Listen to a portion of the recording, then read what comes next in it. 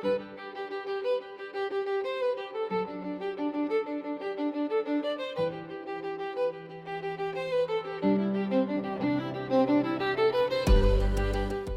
дня, мене звати Марія.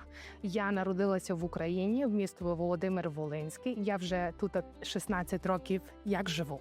La llengua oficial d'Ucraïna és ucraïnès, una llengua eslava oriental que s'escriu amb l'alfabet ciríl·lic. Aproximadament un 85% de la població parla ucraïnès cada dia i la resta parla rus. Al llarg de la seva història, ucraïnès ha estat reprimit diverses vegades, sobretot durant l'imperi rus i més tard amb la Unió Soviètica, quan es volia imposar el rus com a llengua principal.